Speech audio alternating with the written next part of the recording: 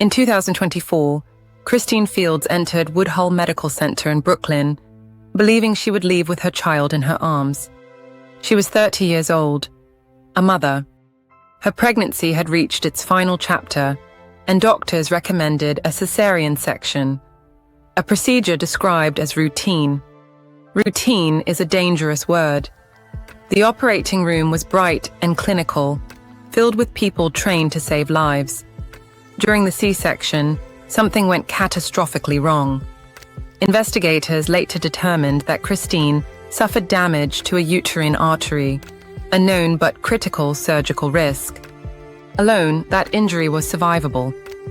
What followed was not. After surgery, Christine began to hemorrhage internally.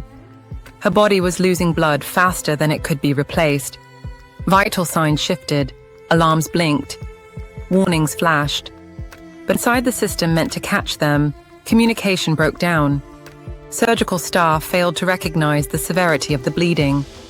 Protocols designed to stop postpartum hemorrhage were not executed quickly or effectively. Minutes in medicine decide everything. Christine's condition deteriorated as blood loss continued unchecked. By the time intervention escalated, it was too late. She died inside a hospital, surrounded by equipment meant to save her. State investigators later reviewed the case in detail. Their conclusion was stark. This was not an unpredictable complication. It was a preventable death caused by a troubling lapse within the surgical team, a failure to act decisively, a failure to communicate, a failure to follow life-saving procedures when they mattered most. Christine left behind a newborn child, a family shattered by disbelief. Her mother would later say that Christine had a clear birth plan, and none of it was honored. Her husband, Mark Fields, had waited anxiously outside the operating room for hours, pacing the sterile hallways. He had trusted the doctors, believing the surgery would go smoothly, that the mother of his child would be fine. When he finally learned the extent of what had happened, he was devastated, broken, and angry. "I thought she was safe," he said. "I can't understand how this could happen under their care." Medical true crime doesn't happen in dark alleys. It happens in clean rooms, under fluorescent lights, where trust is absolute and mistakes are buried in paperwork. Christine trusted the system. She trusted someone was watching closely enough. She was wrong. By 2026, accountability is still unresolved.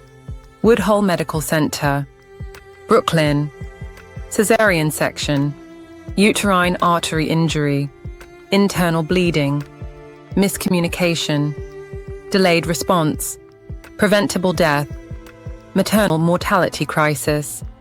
Her family alleges this was not just a tragic loss, but a pattern of negligence, filing a medical malpractice lawsuit in early 2024 against Woodhull and the city hospital system, seeking $41 million in damages, with litigation continuing into 2026 as they press for answers. Christine's story is part of a larger crisis. In 2023, the US recorded 669 pregnancy-related deaths, yet Black mothers faced a maternal mortality rate over 50 deaths per 100,000 live births, more than 3 times the rate of white, Hispanic, or Asian women. Black mothers are more likely to suffer severe complications, such as hemorrhage, preeclampsia, and heart conditions, risks worsened by delayed recognition, bias in care, fragmented postpartum support, and systemic inequalities that persist even when income and insurance are similar. Maternal mortality is not just a statistic. Behind every number is a voice silenced, a child left motherless, a family replaying final hours. Christine Fields did not die because childbirth is inherently fatal. She died because warning signs were missed, communication failed, and urgency disappeared when it was needed most. This is not just a tragedy remembered. It is a medical crime still unfolding.